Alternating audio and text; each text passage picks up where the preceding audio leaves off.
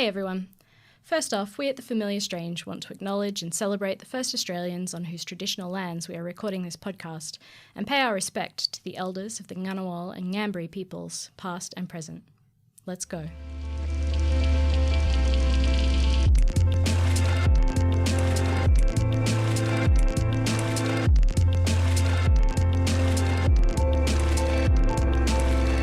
Hello and welcome to The Familiar Strange, brought to you with support from the Australian Anthropological Society, the Australian National University's Schools of Culture, History and Language, and of Archaeology and Anthropology, and coming to you today from the Australian Centre for the Public Awareness of Science.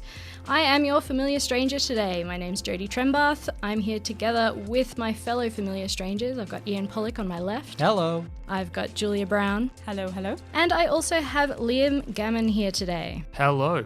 Liam's a PhD candidate researching Indonesian politics in the Department of Political and Social Change in the ANU College of Asia and the Pacific. And he's also the editor of New Mandala, which is the ANU-based Southeast Asian Studies blog. Liam is filling in for Simon today because Simon is on fieldwork in Iran. At least we hope he is. We hope he's okay. We miss you, Simon. In the meantime, let us get on and ask ourselves the questions, those burning questions that we have been wondering about ever since our last panel a month ago. Ian, will you start us off, please? What have you been thinking about this week? Well, I've been thinking about Bitcoin, like anybody who has even a few dollars in their pocket and think about investing in it. Think about Bitcoin and how people make these arguments about how it's so different from other currencies, but really it's just sort of the same. So what was imaginary. So what was making me think about that was a couple of podcast episodes recently, one on NPR's Planet Money and the other one on Reply All. Both of them talking about the same thing, which was people who have lost their Bitcoins.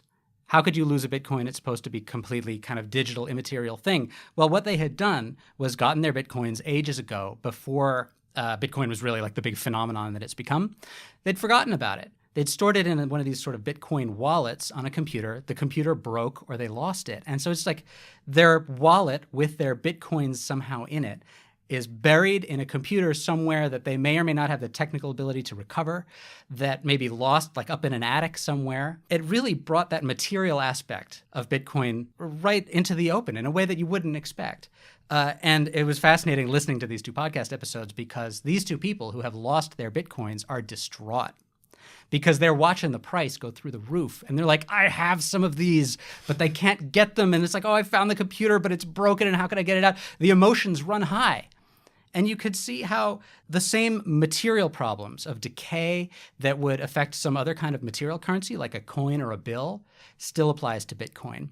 The symbolic aspect of it, that what it would mean to them to have these Bitcoins, to be a person who has Bitcoin, still applies, even though there's no material object. It just seems like as you run down the list of ways that you might analyze a regular currency, they all still apply.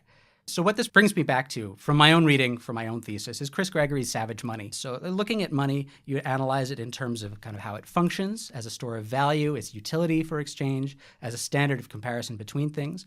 But you focus on analyzing it symbolically, analyzing it institutionally, analyzing it materially, and on the ways that it kind of causes people to relate to one another. And I sort of feel like you could apply all of those analyses to Bitcoin as well. Hang on, back up a second. So what do you mean by analyzing any kind of currency institutionally? What does that mean? So in the case of a normal currency, the institution that backs it is a state.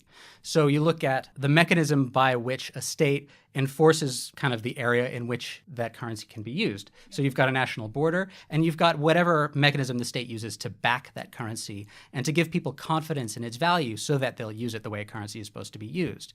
The most common way would be, historically anyway, to back it with precious metals like gold. So the gold standard. We don't use the gold standard anymore.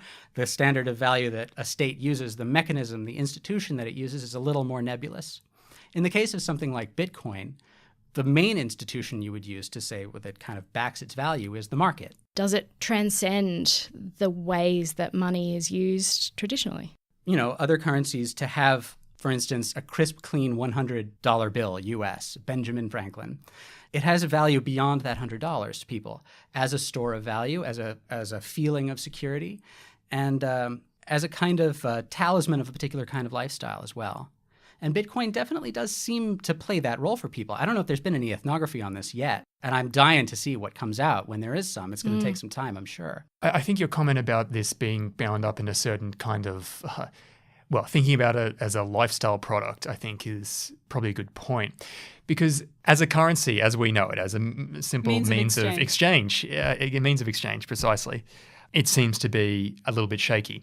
At the same time, as a store of value, I don't really understand that either, because it's not a thing. If I distrust currency for some reason, if I think that the US Federal Reserve is about to crumble at any moment and I'm invested in gold, okay, fine. But I'm going to have a store of gold somewhere in some bank vault in Switzerland or under my house or in my backyard or something. With Bitcoin, I just cannot get my head around the fact that, yes, it's lines of code on a hard drive somewhere. But where's the thing? Yeah, exactly. And maybe that's just marks me as a Luddite, but it seems not practical as a means of exchange, A.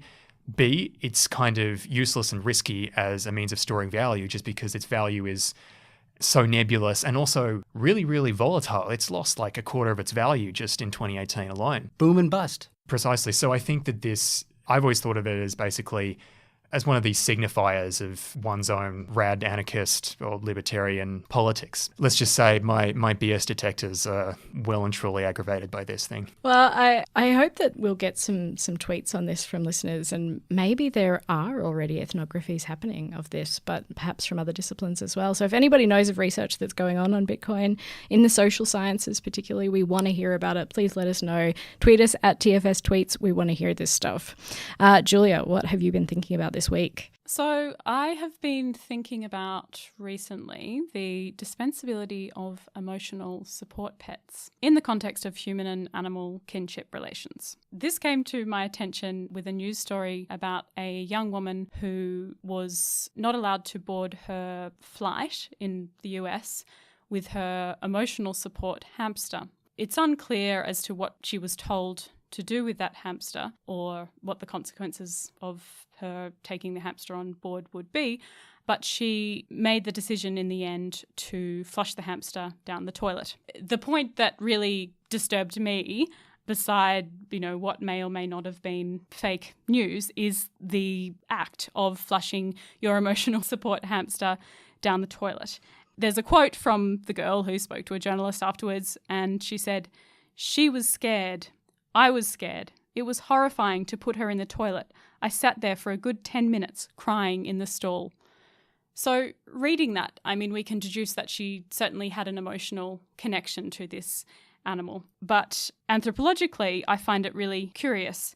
It brought to mind Simone Dennis's ethnography called For the Love of Lab Rats, where she investigated the relationships that scientists, so immunologists, virologists, and neuroscientists have with the lab animals that they study, particularly mice and rats. And the scientists spoke to Simone about being able to speak rat and knowing what the particular animals like, such that this sacrificial economy that was happening, where the animals would ultimately have to be killed after the experiments, was kind of balanced out with this calculus of care. So being a lab rat wasn't the equivalent of being a piece of scientific equipment to be disposed of. This kind of really highlights how ambiguous these human-animal relationships are, even in a very clinical setting where you might assume there would be a detachment at the point of these animals being used for human gain, and therefore it's worth the sacrifice. But actually, in the lived experiences of scientists, they do respect the animals and they take great care to minimise their suffering. Going back to this flushing the hamster down the toilet scenario, where this young woman clearly felt the emotional pain of her hamster. She said it was scared as well as she being scared. I guess I'm just still so disturbed as to how she could have done this. My feeling is that rather than kind of getting into psychological things about what this person did or didn't feel about the hamster, it's better to start looking at the institutional frameworks.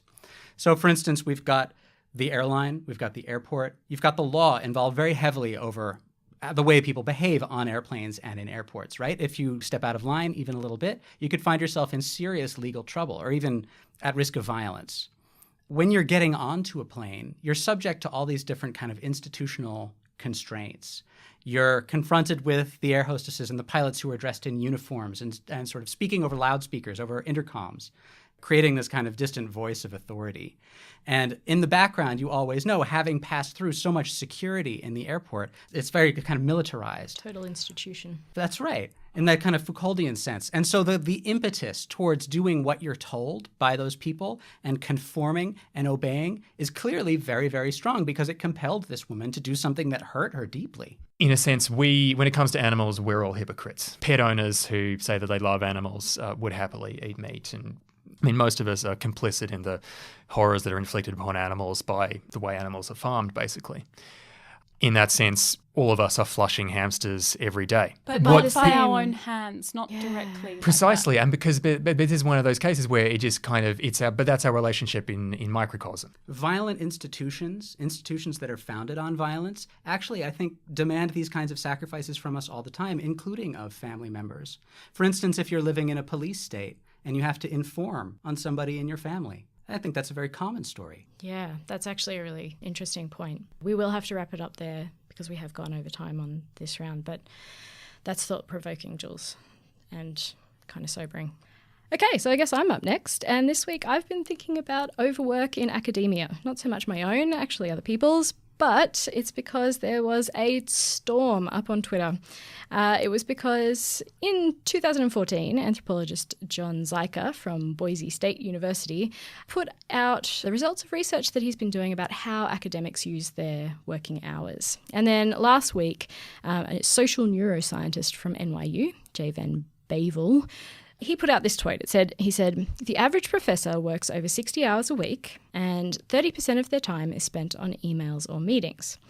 And then in response to that, a Yale professor, who I've written about previously actually, Nicholas Christakis, he responded with this. He said, I tell my graduate students and postdocs that if they're working 60 hours per week, they're working less than the full professors and less than their peers. And that blew up.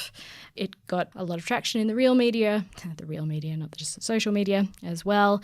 And it got this range of angry emotions from people, from all the way from, well, that's not fair because I have children and how am I supposed to keep up with this spirit of overwork that you're trying to foster in your PhD students and postdocs. And then at the other end of the spectrum were people saying, anybody that's working 60 hours a week is ridiculous and they're doing academia wrong. I've never worked more than 35 hours a week in my life. And my husband and I were talking about this and he said, well, it seems to me this is just a culture of overwork that is pervasive all the way through academia. Like every time we talk about it, this is something that comes up. I mean, the thing about academia is the fact that there's really no end to the work that you can do if you choose to do it.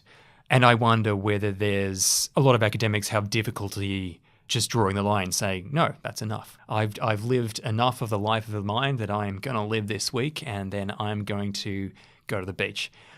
I think that it's a very peculiar way of working. The way everybody knows the way you measure outputs, measure the quality of the work, and also the questionable relationship between the quantity of, any given output and how much of a contribution you're actually making to the institution. And how much the institution rewards you for that. It's difficult to say, really, what overwork is in an academic setting because it's never going to be a 9-to-5 office job, never has been. Academics have a different relationship with their work, different motivations. And having spent a bit of time hanging out with medical doctors, I can say that they also participate in this endless work. Like quite often they're thinking through unresolved issues that they may be having with their patients. They're feeling like they've got to educate themselves more all the time. That's just taking one profession as an example of how this applies to fields beyond academia. It would seem that concept of appropriate work and overwork would be something that comes out of a different culture of working, like factory work or agricultural labor or something like that, where you're limited by factors like your body's stamina, the strength of your back, how long the sun is in the sky, and your ability to do that work. And that's what defines appropriate or inappropriate. If the sun is up and you're not in the fields, you're not working enough. Whereas if you're working on the factory line and your back gives out and you fall into the machine, then you're working too much. Then you've been overworked. Not anymore. Well, I know. But these parameters of what counts as an appropriate amount of work seem to have come out of completely other areas of labor. Whereas with this life of the mind, which when it's at its best is fun and doesn't feel like labor in the same way that other kinds of work do, which at its worst is a nagging earworm in your skull that even invades your dreams, and that there is no time, conscious or unconscious, when you're not working, it becomes very hard to define along those parameters what is an appropriate amount. And it's something we struggle with ourselves too. Most of the time you're working on your own. You're not being invigilated round the clock by your colleagues in the same way that you would be if you were working at a bank or a government department or something, and you've got a team project and so on and so forth. So it's difficult to measure how productive you are relative to your colleagues. You don't find out until the publications are on the table, basically. In an academic department, your own and all of your colleagues' work processes and the way you get things done and how you work is almost a complete black box to everybody else. Yeah. So, I mean, we've totally solved it, right? Like, we absolutely conclusively worked out putting whether everything in a black not. box is all.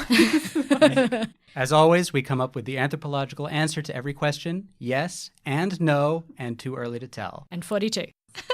So what are you thinking about this week, Liam Gammon? I guess all that I would sort of contribute today is a few reflections on what I, as a blog editor that focuses on mostly Southeast Asian politics, think about the kind of contributions that anthropologists have made or could make to debates about current affairs, and that anthropologists can have got a really valuable contribution to make to questions about politics, is the fact that consistently over the life of the site, some of the most interesting and appreciated content has been from anthropologists doing fieldwork when there is some big political moment or major political phenomenon like an election. So that ethnographic viewpoint has something different to contribute than, say, a political reporter who's based in the capital? Yes, I think that the methods and the perspectives of anthropologists really do lend themselves to the kind of medium that New Mandala promotes, the blogging medium. In a sense, it's looking at politics and national affairs and history and culture from the ground up, basically. I sometimes wonder whether anthropologists underrate the extent to which they can make a really worthwhile contribution to questions about national politics. I mean, of all the disciplines that sort of have input to our understanding of politics and political life, I think the anthropologists are probably the most walled off. Do you think that's fair? My feeling is that anthropologists feel like we need to take a long reflective period before saying anything. And that's part of the issue, is an unwillingness to speak quickly.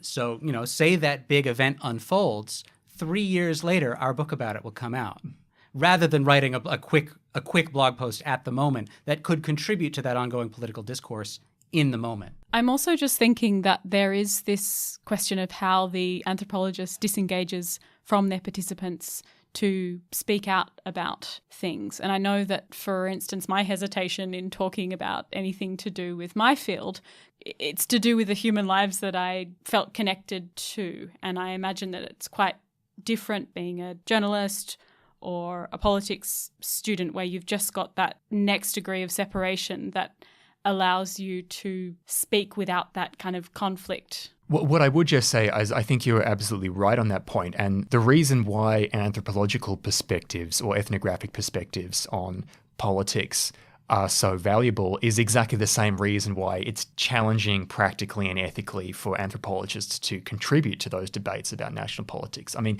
if the idea of one's going to a field site to spend time in a community to really sort of, I guess, look behind the curtain of how people talk about politics or how people behave or things like that, yes, it does create a kind of relationship with your subjects that means that you do have to think twice about the way that you use the data you get from them. Yeah, there's this kind of impasse where it could be betrayal or it could be useful, and you just don't know what way it's going to go. But as a news reader, I feel like there's a huge appetite. I have a huge appetite for the insights that anthropology can bring to political science and social science. So, for instance, this last election, big election in America, we learned some things from the polls about who voted for whom. The next question is why?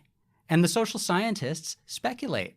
The ethnographers have answers to those questions. Now, those answers may be site-specific, but that's the best that we have to extrapolate from. So I wish more anthropologists would make these kinds of contributions. I totally agree. And I think it would be really positive for more anthropologists to think of their work that touches on political questions as a real complement to the work that political scientists or political sociologists do with the tools of comparative research and survey research and so on. So get blogging, guys. Yeah, so Liam, if our listeners do want to blog for you, how would they go about that? How do they get in touch with you?